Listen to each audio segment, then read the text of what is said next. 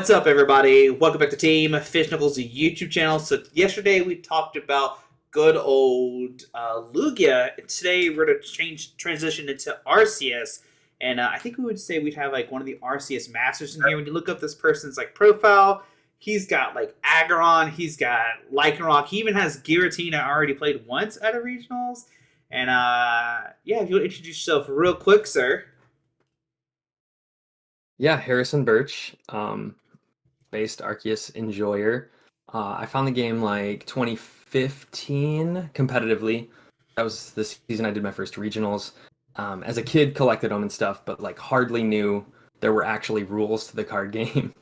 Yeah, 2015, we finally like read what the rules are and started playing and loved it. I remember getting like points and cash when cash was top 64 in like 2016, and that's when I was definitely hooked. And then I thought it was just absolutely awesome. Got my first invite in 2018. Got to go to Nashville Worlds, and that made me want to move to Nashville. And then I did that, and the world shut down. Online Pokemon wasn't quite for me, so took a big break, and now I'm coming back and blessed to come back to a couple day twos, and really hopeful for more. Yeah, a lot more.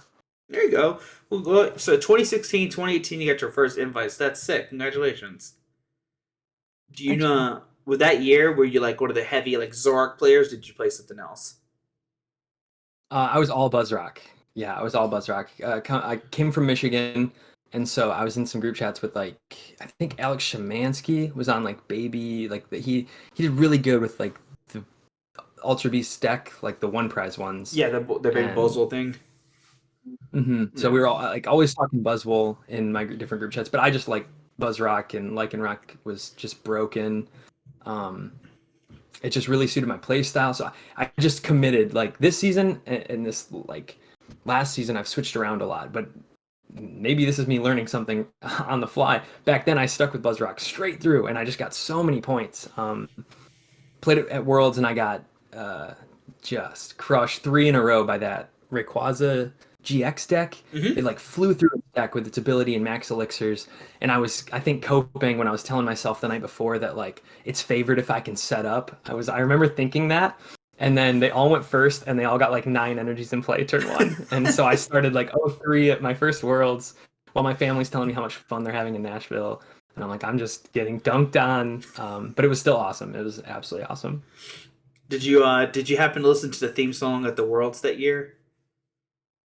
No. You don't remember the saddle up theme song that they played? Saddle Up makes me think I remember it. Very cringe. They had that in the Detective Pikachu. It was the most cringiest Worlds ever. I loved it. I was like, I do remember all of us in the crowd, and they had us like cheering, and they said they were going to use that soundbite for Detective Pikachu, and they never did. Yeah, I've never done Worlds. That felt awesome. It felt like a big spectacle, and yeah, I was all in. That's pretty cool. But yeah, before we talk about Arceus and everything, let's learn a little bit more about you. If you watched James's video from yesterday, you know I did the same exact thing. I think it's cool to like introduce players this way. So what actually got you to the game? Was it TCG, VGC, anime? Did we do something else like Funko Pops or something crazy? Gotta be the video game. I don't know if I bought Red or Blue. I maybe bought Gold, Silver, but if I did, I only bought Gold and Silver once I bought Ruby and Sapphire. I remember Sapphire was my first Pokemon game on this purple Game Boy Advance, and I loved it. And my brother bought Ruby, and he was Ruby everything, I was Sapphire everything, and we would like take the strategy guide on out to recess and just look at Pokemon and like drawing them, and 3rd generation just hooked me. I loved it back then. We would kind of do, I remember Link battles, getting the cable for it and stuff. Sometime around then, we started buying cards too. So I think it was all just like the art aspect of it. I just loved the way Pokemon looked. I loved playing the game. Once we got into the cards a little bit, again, like I mentioned, we weren't playing the game competitively, but we would just looking at cards and just collecting. And now in retrospect, I remember selling off a bunch of them. And at the time, like I got into Ruby and Sapphire. I had tons of them. And I think some really cool cards, if not super rare, just cool ones. I remember discovering eBay, and I thought I was like a little mogul at like 14, 13 or whatever, selling them off, thinking I'm making money. But in retrospect, I made chump change compared to what just holding them would have been worth. Yeah. But we live and learn. Everyone, hindsight's 2020. So I I think think it it's was like third the generation sprites. Like I love those Pokemon, and that made me think the game's awesome. I think it's funny because like most people like see back in their childhood, like if only I kept my cards and didn't throw them away or whatever they did with them. It's pretty much the same thing everybody did. So yeah. 100%. So let's go. I think this answer it might have been answered already, but what was your favorite deck, or maybe your favorite format if you had multiple favorite decks? Um, yeah, it's so tough. I played some really fun ones. I think favorite format and deck is tied into one thing. So I was playing in Michigan, and this was right before Buzzrock, I believe. YZG was the most popular deck, Yveltal, Zork, Gallade. Mm-hmm. And Gallade had that premonition ability. You look at your top cards, Zork lets you draw them. Their weaknesses were all easy to hit. I had this revenge deck. I maybe got inspiration from like a Katron article or post or something, but it used Lugia EX, Metal Lynx, Bronzong, and then Revenge Attackers, Stunfisk, and Regirock. Okay. And it was awesome. And it was like made to counter YZG. You hit for some good weaknesses. And it's funny, I went to a League Cup with it, or back then it was cities. I went to a city challenge. It was Midland or Lansing. I think Lansing, because I remember Michigan State guys, and I cruised into top cut. I hit like all YZG, and I'm like, this deck is awesome. They hit into you, and then you use the lightning or fighting type. You find your color that matters. Anything you can't, you blow up with Lugia EX. And then I remember thinking, should I have a fire attacker? There was I think there was Mega Septile like around, and I'm like, nah, it's a rogue deck. No one's playing it. And then right when I hit top 8, I hit Chris DeRocher playing the Mega Septile deck, and that was the one type I didn't respect. And so he dunked on me, but it was such a cool deck and a really cool format. So I loved that one. And then it's cool to hear too that you were in the Michigan scene at that time because, I mean, maybe even now I haven't kept with the Michigan scene now, but back then like that was like one of the teams, the Michigan guys. They were it. Like they were taking names and everything. So Yeah, it felt super hard. Before I even knew like there were like really good competitive pro players in a way. Like I got into reading articles a little later, but before I was there, I would just show up and get dunked on by like Alex Chris Szymanski, and there's this team taste. Zach Taylor is a really good player, and Chris DeRocher, Alex Hill.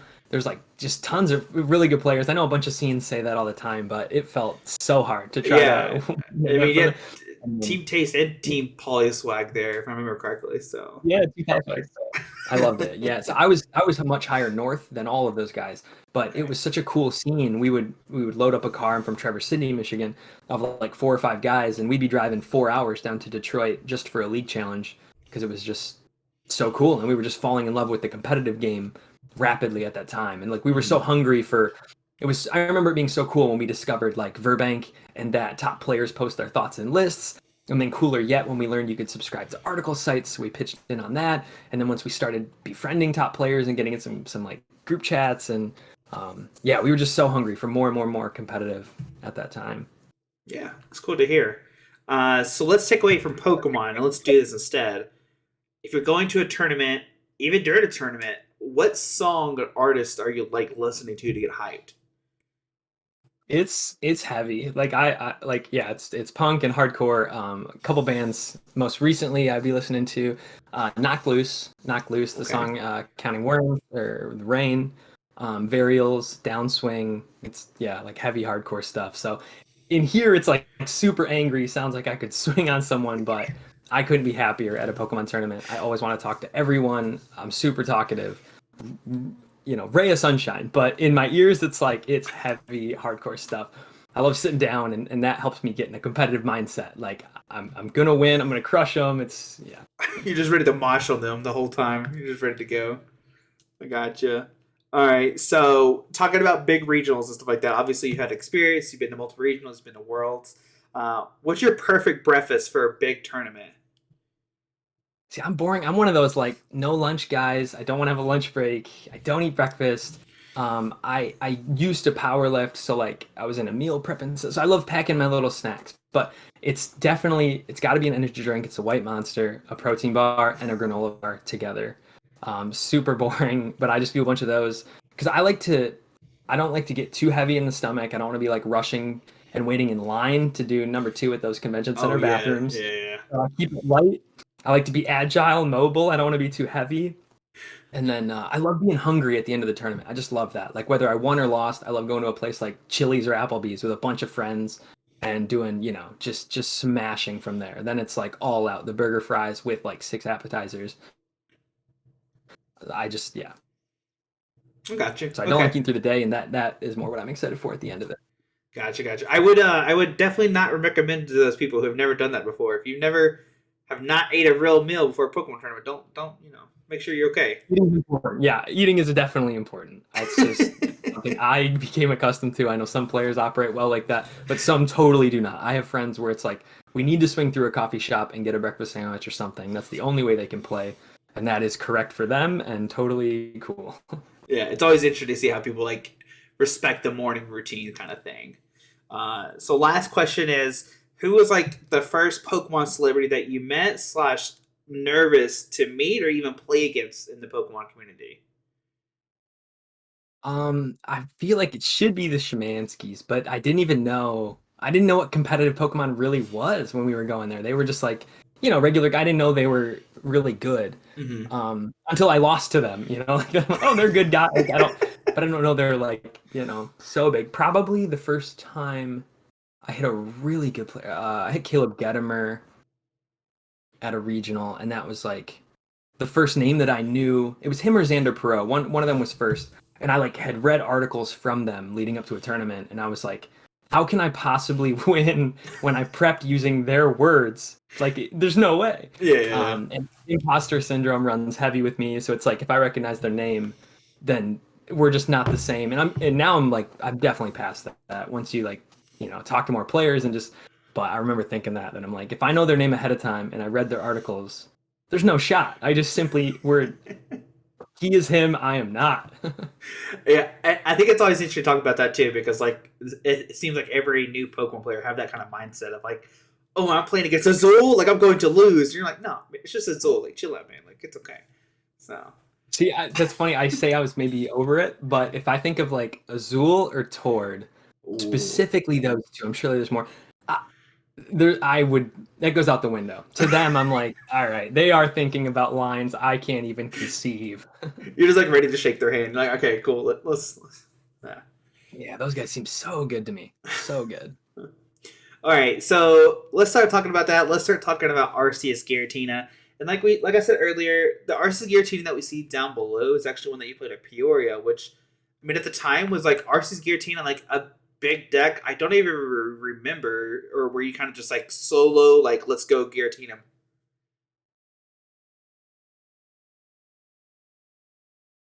Um, I think it was Rogue. I don't really remember. It was not used by a lot of top players. The first, there was a tournament before Peoria. I was looking a little bit to prep for this. One of the big names that played it on stream was Cyrus Davis, and even I mean it was a low meta share. Um, I think I'm talking about not SLC.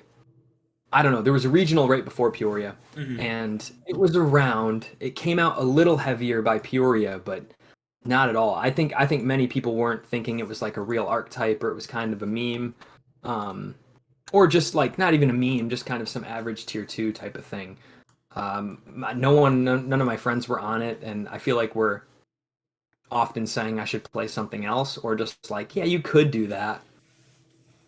But I loved it. I loved it. I like really feel like I knew certain lines into certain matchups, and I stand by the call. I have my matchups still in my notes, and like I feel I could easily I could have definitely top eighted. I mean, I can picture how it just and I'm sure a lot of players say that, but I didn't get bodied out. I went 4-2 in day two. I think it was 38th, and my losses it was Arcdura and then a Palkia. Palkia was one of the rockier ones, but you can just trade, and I beat one in day one, so that was like a coin flip to me. Um, Arcdura too, if they just are going first and they swing a couple more times than you and hit their healing, maybe. But both of them I took them to a game three, so I think Artina was a sick call. I was never out of it. I played all my games, and this actually it segues well into what we might talk about today because looking back through this, two of the biggest matchups were Mew and Lost Zone Giratina, Mm-hmm. and that's definitely still relevant for the archetype now headed into Scarlet and Violet. Yeah, and that's what I was going to ask about first. Is like when you look at Arceus Giratina, even back then to now, like what is like what draws you to the deck? Like, okay, I want to play this deck because like okay, Giratina is 280. Like, is it just because like RC is consistency? Like, why? What's drawing people to these decks? For me, um, yeah, it's tough to say. I definitely, I was headed into it loving Arceus because I had just gotten was he the first one? Um, no, by now I had day 2'd with Lycanroc, day 2'd with Aggron, so I knew Arceus was like it for me. I was trying to figure out why. I think the it sounds funny, but the lack of decisions is such a pro. Like, I don't think I'm the best player. I'm definitely not the worst.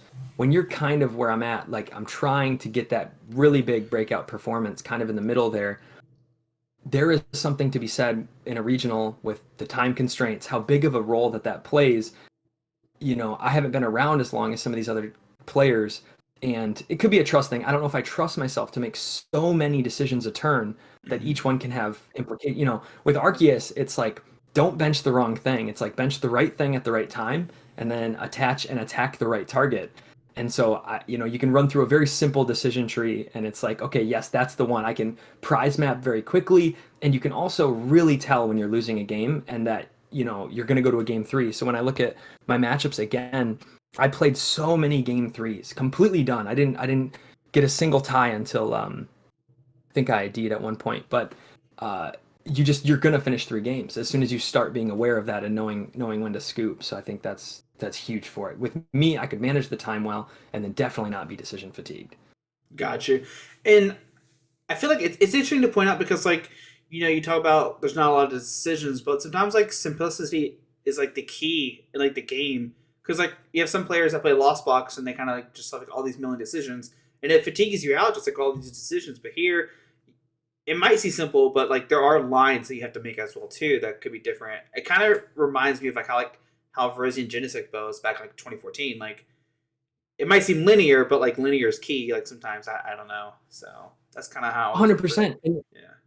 and then even if it's like a linear deck, like in this instance, this version of Arceus Giratina, the better you become, you start to see all of the tools at your disposal. So like stuff I would have overlooked before, like now that I look at it, like I can Nova onto Drapion. I did that against Sam Chen in that tournament. I can put a double turbo and a choice belt on Pumpkaboo and do damage with a one prizer. I can head smash with Bibarel. Some matchups I want to stay unevolved with Tina, and you want to be shredding because you can't afford to discard energies. So like I used all of those tools. So definitely I say it's simple, but often I'm choosing the simple lines, but like when you're aware of all of those tools, Mm-hmm. you can sometimes make some cute plays. Like I picked up this KO not with a two prizer, but with Pumpkaboo with that choice belt, or like because you're so you're prepared for all those things, it can reward that. And then back to making a lot of decisions a turn. Sometimes it feels like you're really playing the game and that you're a high level player when you're like flower selecting, color, like doing all those things. Doing a bunch of actions in a turn does not inherently mean anything. Like if you spend all that time, 10-minute turn, and you don't hit the line that you were kind of chasing down, I've had some turns with lost some stuff, and this could be like hashtag skill difference. But by the end of my super long turn, then I like whiff the cram hit or Mm-hmm. something, or like just because you were really digging for gate because you wanted this Greninja play, or maybe that seemed reasonable, and then you end up with just a cram hit or something. And it's like I took that long of a turn and thought that hard for such a mediocre result. Whereas like Tina, I attach 280. So yeah, long time, a lot of decisions, not inherently high level. I got you. And so looking back at Peoria, you already kind of spoiled it a little bit, but what are some decks that you played against at that tournament that those decks are still relevant to this day, if that makes sense? Definitely. Yeah, I mean, I started with Sablezard. Yeah, it's really cool to just look at. I hit Sablezard day 1. That was the only single prize lost on variant. I remember starting that tournament off. That's really one of the big games I remember being so worried that I was against kind of a newer player. And I was like, he's going to spend 10 minutes on each turn slowly flower selecting and then a slow shuffle. And I remember being really worried about that, but it just didn't matter. I just kept, attacking. That's still relevant, and that felt fine with this. And you can see I didn't play Sharon's. I hit Mew twice day 1, once day 2. and those I was two were dubs, and then I did get a tie. I tied to Sam Chen's Mew, and I think that is straight skill difference. Like I was in a favored position a lot of the time, and I remember thinking when we were playing, I was like, this dude's built different. He's playing so well, and it seemed like we tied because he wanted to tie. And I don't mean manipulating the time. I mean playing to certain outs that are like ensuring I'm going to take the longest game possible. He's bossing things at certain times or stuff like that. So I mean, I hit Mew. That's definitely still relevant. I think back then it was all Meliota, of course. It was all Fusion Strike. I don't think at this time like the Pram DTE thing was around. Gotcha. And that's maybe all we have to worry about in the States now. Round 9, I hit Rare Candy Eric Smith, and he was on Arc Pika Espeon. So that's kind of relevant. We're back to that kind of a deck too. I hit Lost Zone Giratina twice. I was able to beat both of those. And I'm curious about that, when I look back, because I didn't have Espeon in here, Big Parasol. I don't remember if that was out yet, but I had no way of stopping the VSTAR attack off Giratina VSTAR. But I remember heading into the tournament and being like, I'm just gonna try to take a 220 KO like a Giratina basic V with one of my Arceuses, and I don't know what I thought. I just thought I could Marnie him off of any good plays and keep path down for their Greninja, and then I did that both times. Like I hit 2 of them, and it was win-win-win-win. I remember both had to use Luminion, and so that was free prizes. And I think it's still important to talk about too, because like even between now and then, like those decks, I mean, in retrospect, they really haven't changed that much, right? Like it's kind of the same 60, maybe like a 10 card difference, if that. So I mean, if you're beating them back then, yeah, definitely. The Fusion Strike Mew could be the same. The Lost Zone Giratina definitely the same because those are all like newer cards anyway. So like looking at your list now, I mean, we haven't pulled up. Cards that we have to cut, of course, is going to be what? Quick Ball, Incense, Capture, and is Big Charm still around? Oh, huh? I was pretty sure we still have Cat. Oh no, because Lugia would be playing. Yeah. Capture got rotated, unfortunately. Yeah. Man, we should have done some research here. I think Capture's gone. I think Crobat's gone.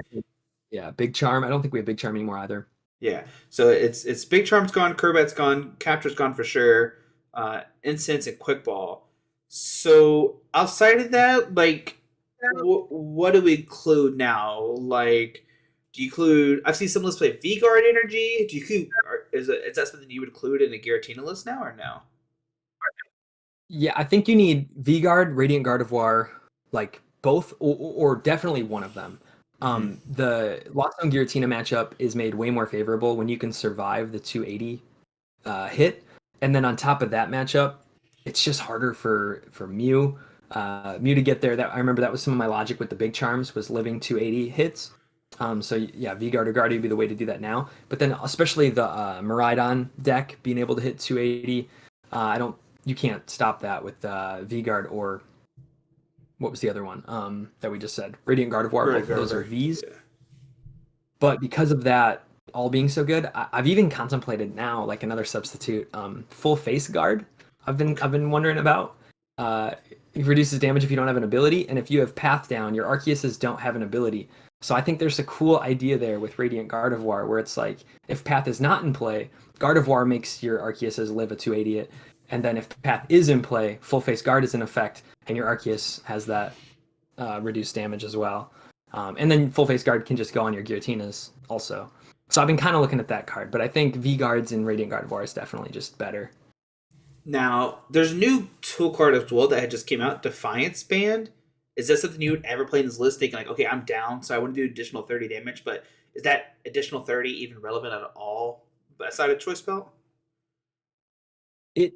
I don't think more so than Choice Belt, because I think the best thing about Choice Belt is to take 220 basic KOs or VMAXs, 310 like a Mewtwo V Union or a Mew VMAX. So I think Choice Belt gets you there, but I've recently even caught the Choice Belt. Okay. No, I didn't. I tried it, and I remember not liking it because someone put out Mewtwo V Union, and they're just like, all right, check me.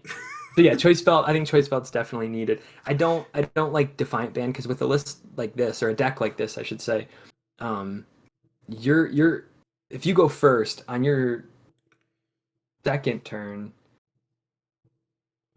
I guess not really. By your third time though, you should be able to go like 280 to 310 just over and over and over again. And Mm. so I don't see a world where you're behind. If you're behind with an Arceus deck, I feel like you lost.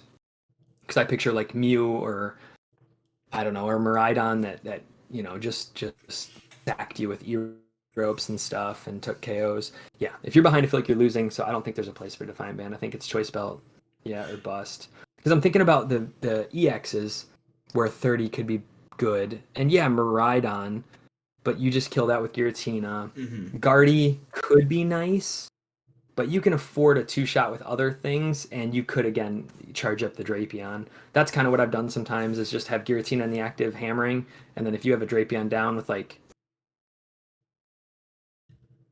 energies on it, just a couple, he's really a threat. They have to deal with the Giratina and they have to deal with the Drapion.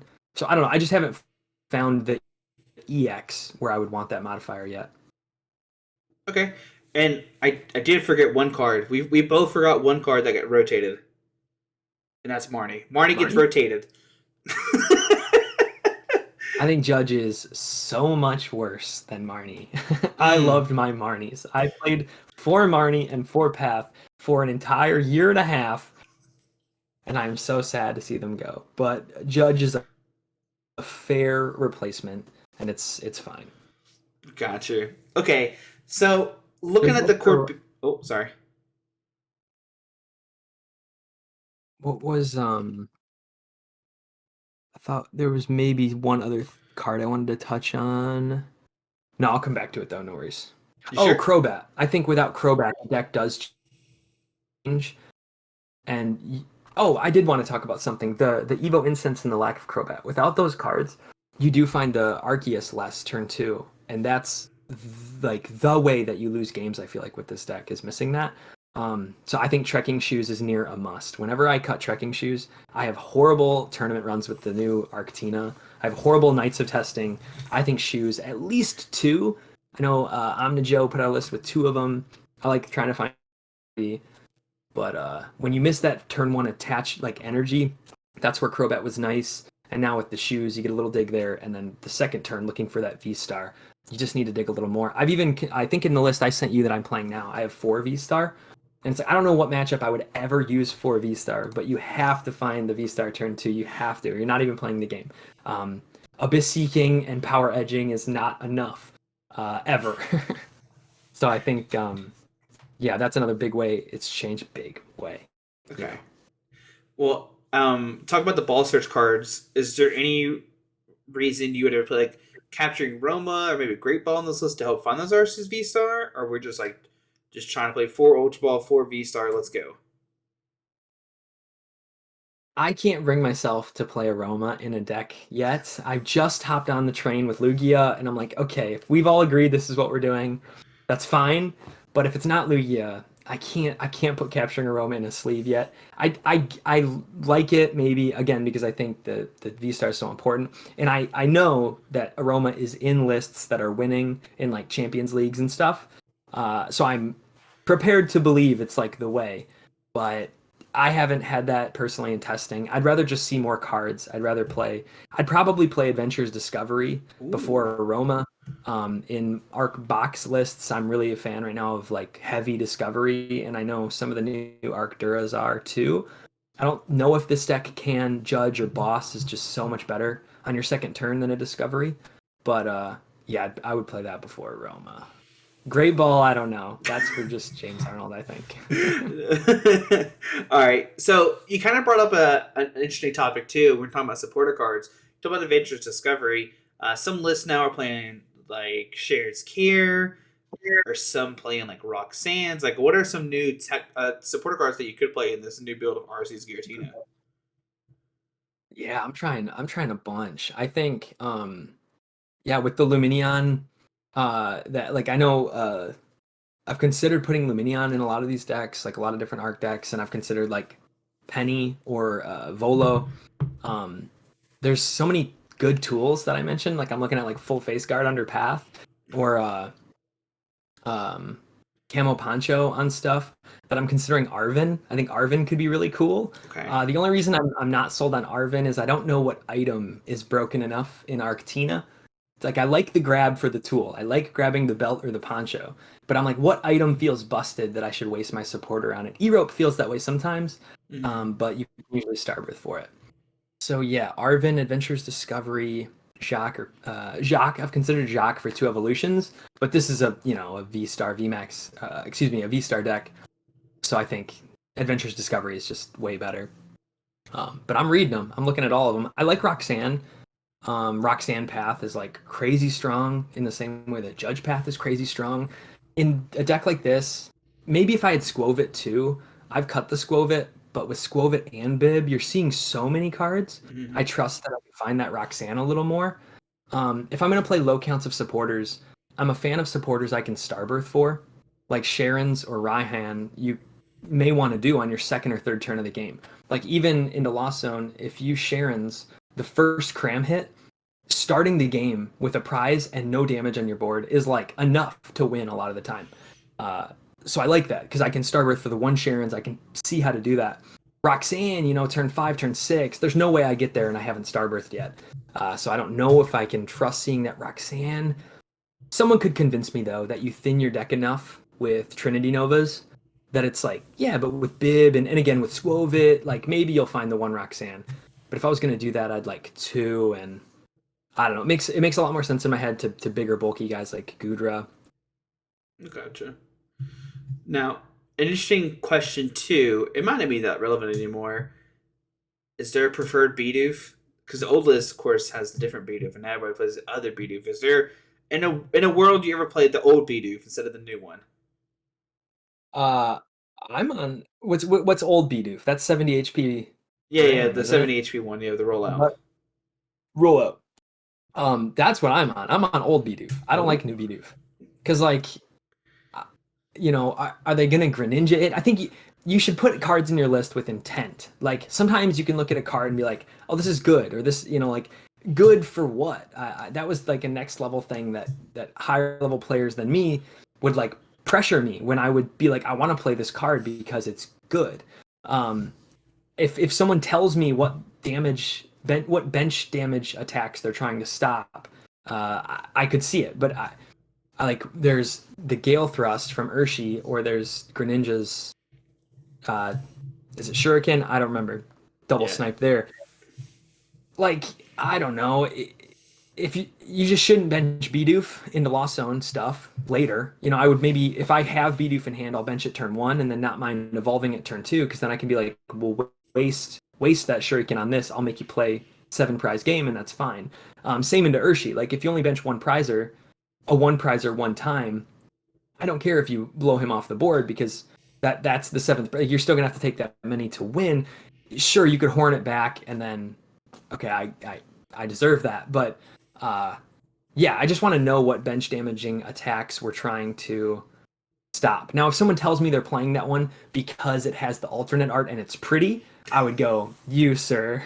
Yes, I get that. That logic makes sense. So okay, I just always thought it's funny. Yeah, but the only one I can think of too is Greninja. Like that's the only relevant card I can think of. So Oh, and about that, then, and that's reasons to maybe play, but there's reasons that 70 HP matters because, like I mentioned, the horn play. If I was playing Squovit for a while, but let's say I did, for instance, if I had a Squovit and in my discard, and then I bench a Bidoof, or vice versa, they could horn one back and double Sableye. 70 HP, that can't happen then. So 70 HP matters here and there. true, true, true. Okay, and I think the last stuff we haven't talked about is stadium cards. So this one plays 4 paths at a peak. I've seen some list. I played Lost Zone or Lost whatever it's called. Maybe Collapse. Is there any world you would not play the 4 paths at a peak? Definitely. And I mean, I think the list could use so much optimizing. I think there's going to be variants we haven't even seen yet. I'm not sold on anything. There's cards I like in this list. There's cards I like that I haven't put in a list yet that I think I want to at some point. I played Lost City for a long time in Arctina when it first came out. Like I downloaded live on my phone. I transitioned over. Arctina was the first thing I built. And I think within an hour I had 3 Path and 2 Lost City. I saw that from like a Champions League. And so yeah, I love that. I think that one's awesome. But I found it was like win more ish alongside Sharon's into Lost Zone. The only matchup I liked Lost Zoning stuff, like attackers, was in the Lost Zone matchup, like reducing their Sableye, their Crams, maybe a Charizard. Yeah, it really makes them hard to keep stringing together plays. But Judge Path plus the occasional Sharons, I felt like I kept winning. And I think your stadiums can be more impactful than Lost City. I also liked bossing like a Curlia and then lost zoning that so they couldn't Miriam or clear it back. Where I'm at now is 3 path and 1 collapsed. I think the best use of the stadium so far outside of path has been the collapsed to like bump off a damaged Arceus. I love that. Mew, Miraidon, Lost Zone stuff, Gardevoir, they all would prefer 5 bench to 4. So I think collapsed is good into those. I don't know how good. It's not like you play collapsed and they're like, wow, I lose. But they'd prefer 5. I think that's safe to say. So I like that. Okay, minorly inconveniences them. But if I bump off a damaged guy or like a Drapion start, that's pretty sick. So I like 3 path, 1 collapsed currently. Okay, okay. And I think that's all we talked about. Me energy cards, like the only real new energy card is maybe V Guard. I can't think of any other ones that we might include nowadays. Like I said, capture rotates. You can't play that one anymore. I can't think of any others. Regenerative, no. Like, Yeah, I think in the, maybe I've thought about it because in the Lost Zone matchup, if you start Giratina, you're like, oh, I'm gonna have a Giratina down. I might as well use him. Um, 3 energies on him, so he's shredding. I think that's probably better than evolving him because using your energies, lost zoning them to just take 1 prize kind of sucks. So like shred's pretty good, and they don't have a super effective attacker to hit you for weakness like they do the Arceus and Zapdos or whatever. So I think he's a decent attacker. And in my head, it sounds cool to be shredding with a regenerative energy. And as soon as they cram hit him, I evolve him. And now he's still 3 cram hits from dying. So I like that. And then if we had jet energy, we don't have that yet. yeah. I think there's an argument to that to be like if you open double turbo and Arceus on the bench, kind of cool to Starbirth for it. And then you don't need to grab the switch out. Yeah, but we don't have that, so we don't have it just yet. Yeah, but yeah, maybe regenerative is a secret play that nobody's done yet. So who knows? So now Harrison was nice enough and gave us 2 lists.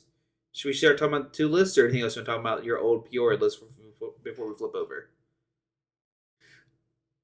no, yeah, for sure. Okay, so we're gonna flip over, and they're gonna be kind of hard to see on the video. They're kind of small. But like you said, you see on the right side, you see the Giratina RCS list. We talked about the nest ball, the trekking shoes, the claps. I guess one supporter card we didn't talk about at all is Serena. Is that a card you would ever want to include in the list to bring up V or discard or draw cards? Yeah, I mean, for sure. I think a deck like this that uses only 2 prizers, you really want to be choosing the knockouts you take. If you ever have to kill something that the opponent wants you to kill, like they, put something in the active and go like, here, you can have this. That's typically when the tides are shifting. Very rarely is it like they're so on their heels that from that point you're going to win. It's usually like, oh, after he has to take my 1 prizer, then I can begin to win again. So heavy gust effects are super good. So I love my 3 boss and the E-rope. I think a Serena, there's tons of merit to it. It's totally a good card. I don't want to cut a boss for it. I don't think you should go lower. I don't like 2 supporter gust effects. But if I could find the cut, I like Serena. I think LDF got 9th with 3 boss and 1 Serena in his Arctina Pika. I've seen it around. I definitely like it. I would almost rather the raw boss too. Like a lot of decks like Gardevoir, a bunch of 1 prizers, they're gonna when they're on their heels be giving me Manaphy, Celebrations Mew, Klefki, like they could do it 3 times. Greninja. And I would love to just keep drawing into bosses to keep killing Ralts and Curlias. So I would probably just prefer 4 boss if I was going to add another effect. But just saying, when I see 3 boss and a Serena, I'm like, that's good. That's not bad. Yeah, and with the 4 boss order, it kind of reminds me of like how Art Dura kind of was. You're just like, I'm gonna swing the Arceus, get my guy powered up, and let's just go crazy. And maybe that's what we transition to with Giratina. Maybe you just play 4 boss, You just boss it up into 280 every turn, just discarding double turbos or whatever you need to. So now, And double turbo, that's the important thing. Because like if you have 100%, if once you have a Giratina charged up, if you just have boss and double turbo in your hand for 3 turns in a row, good luck losing that game. Like you'd yeah, have to like you're so that's just the tricky part is can I afford to keep bossing and keep finding those double turbos? Uh, but if you can, and that's where Bib and Squovid are clutch. I love 4 boss because, like I said, as long as you're choosing what prizes you want to take, it feels like the most broken deck ever. true. And speaking of broken deck, when you're looking at this, what is like the deck's like worst matchup? Is it Gardevoir or is it something else we don't know about that could be destroyed this deck? Um, I feel fine into Gardevoir. I don't know. Okay. I could be getting lucky, and it could be a symptom of playing against, ladder opponents.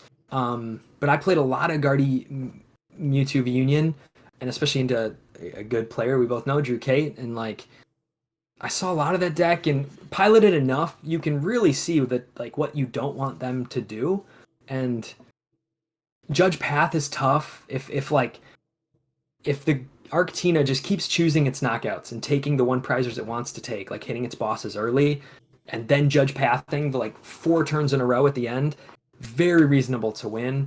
And if you can set it up where the turn that they're going to 3 prize your VSTAR, you just have good answers on the bench, like they're going to hit your Arceus, and then maybe you've got Drapion charged up and Tina charged up, you're still super in it.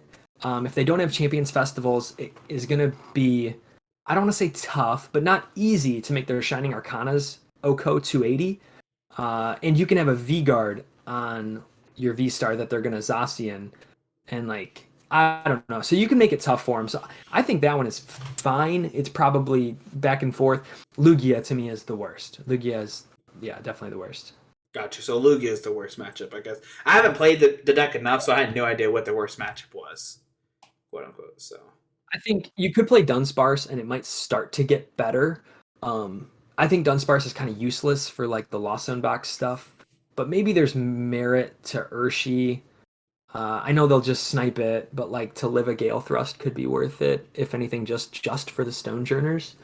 Um, so if I really wanted to make Lugia better, I would consider the Dunsparce. But I think Pika is also probably better than that. So I'm choosing to just kind of take a rough Lugia. I don't know. With the standard Arctina, I think that's what you're doing. and so when people are looking at the picture right now, we have two different lists happening. We got the Giratina on the right, and we got this Pika Espeon Vulpix kind of thing going on. So break it down for me. What's going on with this Arceus Espeon Pika Vulpix deck? What's happening here? I love it. Yeah, I played a lot of Arc, Pika, Vulpix at the end of Silver Tempest there, and I grew to love it, and it was not good. It was like I went 5-3-1 back to back regionals, got points at both, but I don't feel like it's good. And I still did okay. Now I think it's actually good. I think it takes a lot better matchups.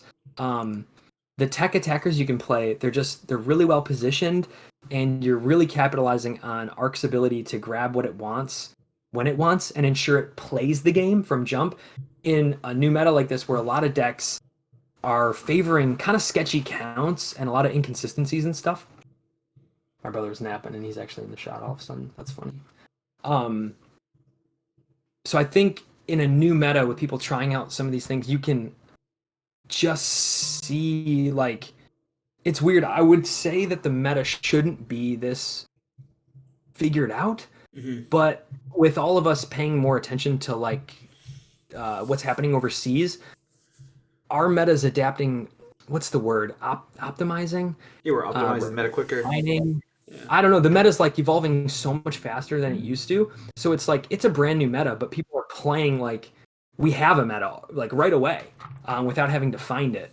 And yeah, right now I think two of the biggest decks, Pika and Guardy, you just have clear answers for. And then some of the stuff that can combat those or keep up with them, like Mew and I had one more, Lost Zone Giratina. I think you've got great answers for those too. So I don't know. I think it's just a matter of Arceus allowing you to grab whatever cards you want, and because of that, you can play cards that are really good into certain things.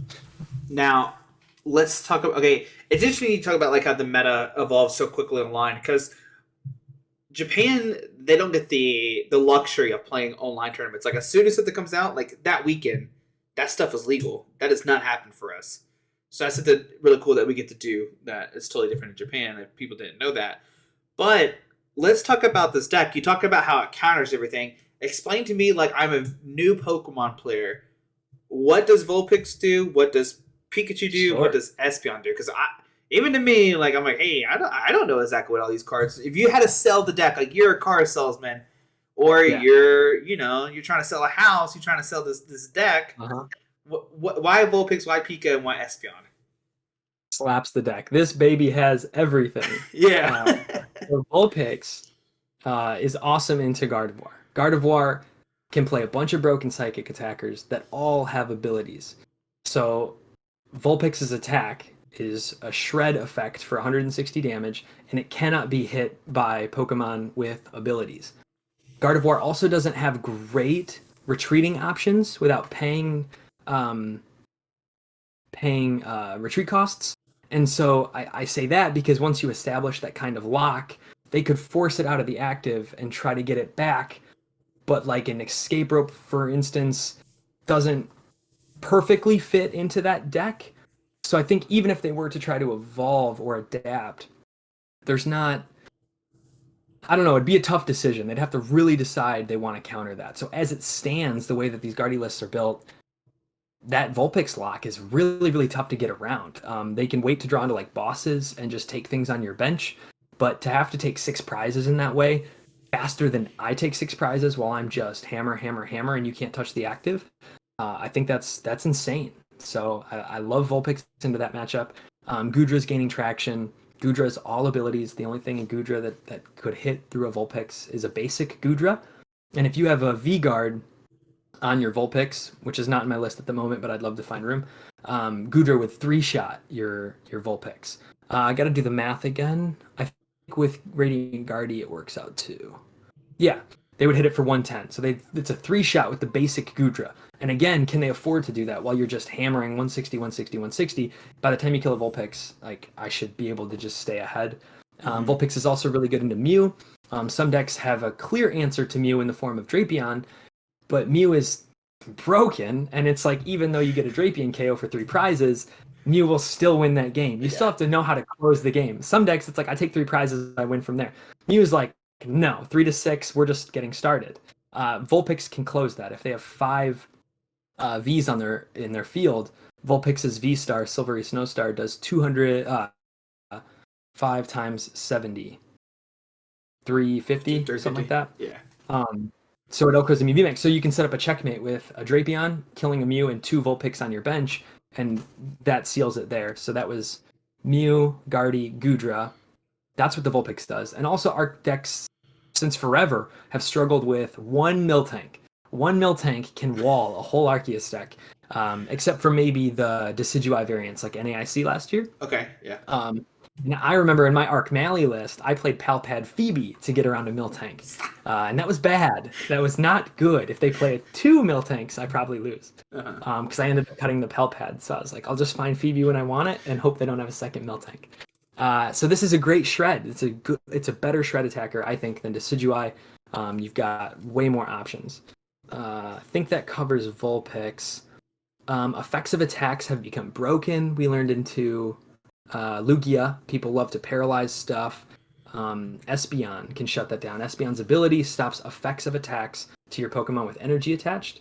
So if they're trying paralysis shenanigans, if they're trying to trap things in the active with like Dreepy, if they're trying to torment you with more Pico, Cry of Destruction, there's so many effects of attacks, and especially a huge one or two being Stabilize, Damage Counter Drop, and Giratina's V-Star that just OHKOs a Pokemon. All of that is shut off with Espeon. Now those decks can play Path, and I play Path, and so that's where it takes kind of the next level. It's like, can you afford to Path? Same goes for the Vulpix. If I remove their abilities with Path, they can then hit the Vulpix. So that's another aspect to this deck that I think would not reward newer players.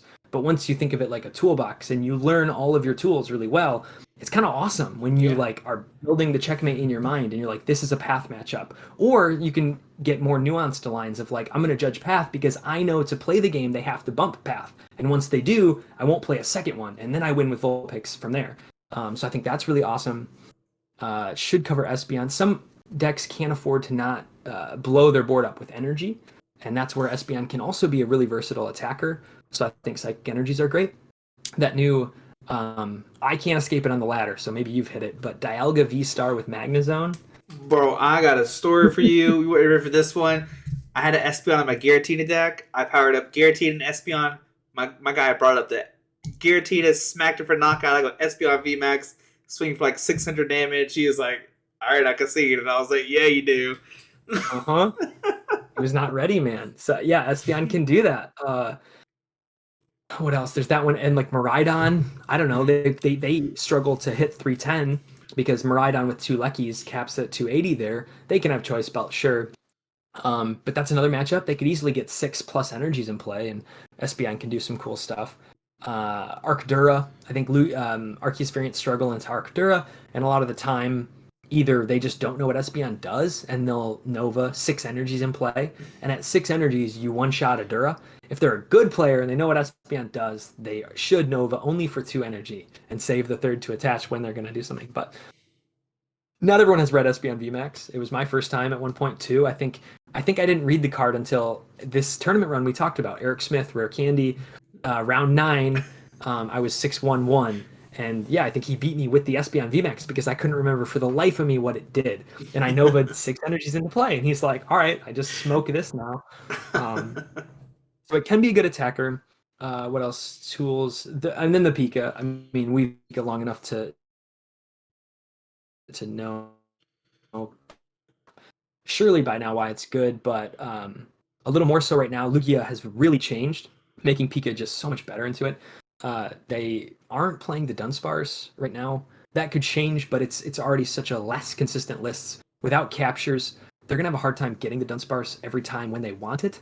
And when they grab a Dunsparce, it's not grabbing something else, and they have less outs to Lugia that aren't coin flips. Because like capture, quick, Ultra Ball, I think is 12.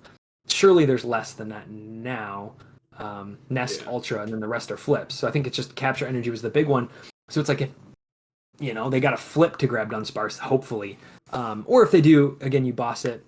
Besides the super effective on Lugia, all of their good attackers are basics. So you wall their attackers, and again, you're making them have that E-Rope boss to ever try to take care of the Pika. And they don't have a good way of killing Pika. I'm sure 4 energies on their Tyranitar can do it. But before they could play all powerfuls and like belt on their Lugia, 20, 40, 60. Yeah, they need the belt too on the Lugia, and Lugia could one-shot Pika. And that was a lot simpler to E-Rope boss and kill with your Lugia without powerfuls. I think it's such a big blow to the deck. Like they're gonna 2-shot your Pika while your Pika takes 4 prizes back to back on Lugias. That can't be good for them. I wonder what matchups I'm forgetting. I think that covers the big ones. Mew, Lawson, Urshi. I don't know what you do into it. I don't have the cute tech attacker yet. You got Espeon, you're fine. Yeah, but they dump their energies with rapid flow. So you Espeon for 0. No, they're fine. You're fine. You're fine. Oh, one last card that changed a lot. I think while we're just talking about these cards, might as well keep running through them. Camo Poncho is really good. I think until players start finding rooms for vacuum, like some players will have the plan of E-Rope boss is my answer to some of these tough VMAXs or V-Stars. And when you bench out and they E-Rope and you get to choose what you force up, because again, the point's moot if you have 2 on the bench because they can just reverse the order. They'll bench boss first and then E-Rope. Mm-hmm. But if you bench out, you choose what you want to E-Rope up, and then they can't boss the thing with Poncho. I think that's busted. Lasso and Tina particularly is one that really wants that Espeon dead. And if you Poncho that, I just don't know what they do. And same for the Pika and to some other things. And then sometimes it's just cool to slap on like a damaged Arceus. Poncho's busted. The loss of Evo Incense is pretty big, and that's why I'm doing the Adventurer's Discovery here. Like I mentioned with Arctina, I don't think that one's changing because on turn 2, that one in particular, you want to be bossing or judging. This one, you wall them a little differently once you get set up. So to me, the priority is getting your evolutions out and setting up. So I love a turn 2 Adventurer's Discovery because it's not often enough that Pikachu is like, that's it. It's Pikachu plus Espeon or Vulpix plus Espeon. And so as long as you're needing to do that, and it's cool to like start a train of things with Arc VSTAR. Arc VSTAR, Starbirth for Discovery, and then blow up, or the other way around, make Adventurer's Discovery grabbing Arc VSTAR. It's like a supporter that searches for even more cards, and then you VSTAR for other things. So it's just really cool to set up your board that way. Yeah, and I guess one question too I have about the list. Do you ever think you need like Beat Barrel on the list while the other one does have Beat Barrel, or how does that work when you're building the list? Yeah, I think I think about it often because I do have the occasional game where it's like, wow, boss here, or the collapsed, or a DTE is like all I'm looking for. How this differs with the Arctina, like I mentioned, you always want to be KOing the thing that you want to be KOing to keep winning the game. This one, it's less important. Like I'm so confident in the lock that it establishes, it doesn't matter as much that like once I get energies on the attacker I don't know what other card I'm looking for. Often, it's like I could win the game faster if I could bib into boss. Mm-hmm. That's a fun thing to say, bib into boss. But I'm gonna win anyway, and that wouldn't even save me time because like a good player should know if they don't have the out in their deck. All right, scoop, let's go to game 2. But yeah, like Pika Vulpix, the way that they wall out decks, once they're attacking, I don't know what else I'm looking for. There's some fringe matchups where it'd be really cool to loop your Arceuses, and like I'm like, man, I'm fiending for Sharons. I really want to find Sharons. So it's stuff like that where I would want Bib, because there's this Arceus curse of like, it's not too hard to add the cards that beat some popular stuff, but then you can just lose to fringe stuff. Like with this Arc box, I've lost to Arcanine EX like twice, and I keep losing to that Dialga deck, and it's just because like I just haven't put the counter in it, and you got to pick and choose what you want to counter. But as long as you've chosen correctly, you hit it, it feels pretty good, man. Yeah, it's kind of like what people, I don't know if they're going to refer to it now, but they call it Arc Pile. But like, yep, this is RC's pile deck, like whatever. That's what I was going to intro. I don't know. Yeah, I feel like that came from Makani's top 8. It had to have, but yeah. I wish there was a different name. The pile. It really is. Once you add 3 other evolutions besides Arceus, like, how can you not call that a pile? Exactly. Like, you look at that, you should go, that's 60 cards. And I think that's the cool thing about Arceus right now is like, you've shown it before. You played, the Aggron, the Lycanroc, the Giratina. But the thing about Arceus is you don't know what's happening. Even outside of these 2 decks, I mean, like, you still got, like, Arceus Gudra. That could be a deck, right? 100%. There's this guy, I wish I knew his handle, but he's been tearing it up online tournaments. Arc Gudra with Slowbro. The Slowbro that damages itself, and then the other one that... So, like, he can manipulate prize trade by killing his own Slowbros and then just winning with the other Slowbro. That's nuts. I just saw a deep run with Arceus Sylveon VMAX. Kevin Kruger is on Arceus Drapion VSTAR. We don't talk about Kevin's deck. That's crazy looking. No, Drapion VSTAR is good. I love that. Arceus Shadow Rider. Josh Frink always comes back to that. You got Arceus Duraludon. It's still good. Yep, Arceus and then on the Champions League, if you watch the stream on some early rounds, there's always a cool Arceus deck. I saw one that played Magma Basin and Armor Rouge and Radzard, and like that was awesome. Being able to move your fires around and stuff. If I could just quickly say, shout out Drew Kate again. When Arceus first got announced, I was just getting more into the competitive Nashville scene, and I was talking to Drew Kate a lot, and we just knew Arceus was like broken, and we loved it. And so we had begun like building this Arceus deck right away. And like as soon as it came out, we brought an Arceus deck that we had come up with to those early format Card Trooper 5Ks. And we were so excited because it's like, those early format ones, they're before you can legally play the cards. First time anyone's seeing anything. And we had made a list that was totally our own. It was like Arceus, it was like Darkius.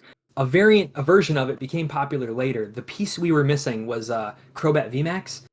There's that guy, Mike Morton. He did really well with it, but it's like Arceus, Crobat VMAX, and just some dark stuff, and like maybe it was playing Cry of Destruction. We didn't have the partner yet, so we just had a deck that was Arceus. It was 4/4 Arceus, Cry of Destruction, Yveltal, and then just Sharon's and Oleana. We were trying Sydney, and then we switched to Oleana, and we thought it was awesome. So it was just Arceus Dark Disruption, and we just loved it. And we were hooked on Arceus right away. We both ran super deep. He was like winning into the top 8. I got top 4 with it at that Card Trooper thing. And then I brought it to SLC, and because of that lack of the partner, I had a terrible showing. Like the no partner crushed me at the tournament itself. I think I went like 4-3-2, something like that. But yeah, just from jump. I just mean to start a tangent there. I just loved Arceus from jump, and then after coming up with that 60 with Drew Kate, I just haven't really put Arceus down. It's kind of like Arceus is the Zoroark of 2018 right now. It's what's happening. It's what it seems like. Oh, I can play Arceus with, I don't know, whatever I want to. Sure, just throw it in the deck. Let's go crazy, right? So you follow that Twitter account that's like playing Arceus with different things day whatever. No, I haven't. They have everything you can imagine. There's like Arceus, Flapple, VMAX, and they just, I think they just go to their locals and they just play Arceus with every VMAX you've ever heard of. Delmice, Center Scorch, I mean, all of them. I need to see this. I need to see this. I'll send it to you if I find it. Yeah. It's like it's always like a weird evolution for me because like Rayquaza was the big one for me. You could play like 80 cards with it.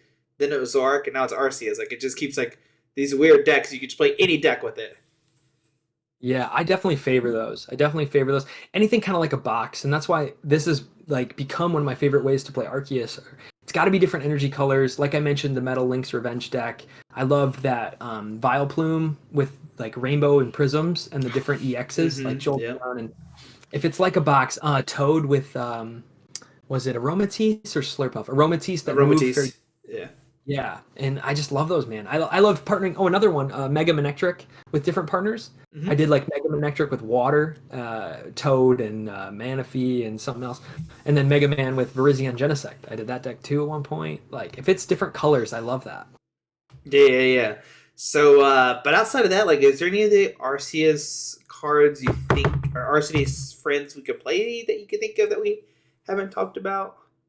Most def. I feel like I came across something I wanted to mention. Okay. I've seen early when like Lost on stuff was cracked. Empoleon stays pretty good. I like that. Again, from Makani's top 8. I think if you can play like a heavier switch out, Arceus, and not heavier, I mean even 3 of them, because like your double turbos are switch outs, just retreating into an Empoleon right away and being like, solve this or don't play the game is pretty good. Now they're all on like so many more escape ropes with the loss of net. I don't know about that. I do like that. Tapu Koko VMAX, I loved. I was really close to playing that instead of the Vulpix. I tested it a lot. That's probably it. I'm sure we're missing, other funnier partners, but Yeah, like you said, funnier partners. But what's something that we would like? If you're going to EUIC this weekend, I guess what could you expect, right? I mean, I guess you could see funnier partners. You have no idea, like round 1, round 2, right? Well, and it's still a new format. Again, not everyone just lives and dies by like this Japanese meta, like some players do. There's plenty of like decent players. I would say the best are paying attention to it, but there's plenty of decent ones that are like not as savvy to like all the YouTube content about like Japanese tournaments, and they're like they've been watching the releases and they're like, oh, this card would be really cool with this. That's what they're playing, and like I don't know. There's some stuff that I think could do it. Like again, we mentioned the Gudra, Sylveon, or Shadow Rider. I think those 3 could, with the right list and the right matchups, do something. I don't think they're that bad. Oh, I got one deck we haven't talked about. You could play Arceus Regidrago. That could be something you could play. So yeah, why not play all the dragons in one deck instead of playing different dragon decks? Yeah, that's a card. Yeah, I haven't been sold on Drago yet. I feel like I sleeved a version of it up. Never with Arceus. I was on like Gardenias, but I wanted to try it with Arceus. I just never got around to it. Yeah, I think there was a list that did somewhat well in Japan, like not too recently. So that's the only reason I could think about it all of a sudden. So maybe with the what's that Pokemon? Noivern. Maybe with Noivern EX. That'll break it. Oof. Maybe. There you go. A I little bit miscast. more wall cards. Why not? Serve some more walls. Why not? So yeah, I think we covered everything about Arceus. Unless you think of anything that I'm missing. No, I don't want to ramble anymore. I really appreciate you bearing with some of my tangents, man. No, I appreciate you coming on here. But do you want to give any shout outs to anybody? Yeah, plug your Twitter, plug whatever you want to, your Twitch. For sure. Yeah. I stream late nights sometimes. I love streaming tournaments. I want to do more of it. That's Harry Birch TCG. I would really, really appreciate anyone watching and engaging. I love just talking and shooting the Shiite on there. At Birch Harrison Twitter. And I just think Nashville scene is just broken, filthy, cracked, busted right now. Matt Curry, Arlo Neal, Xander Bennett, Drew Kate, Greg Day. They're all helping me become just a better player all the time, and they rule. A lot of the old Fish Knuckles crew. That's what that was. Awesome. Right on. Yeah, but guys, Harrison, thank you so much for joining. Guys, hope you enjoyed the video. Hope you learned something new about Arceus. I think the deck is cracked for this weekend. The possibility endless. You see these two lists right here. Anything can happen. So test Arceus for this weekend. So yep, the guys, there we go. Thank you, Harrison, and we'll see you tomorrow, guys. Alrighty, bye.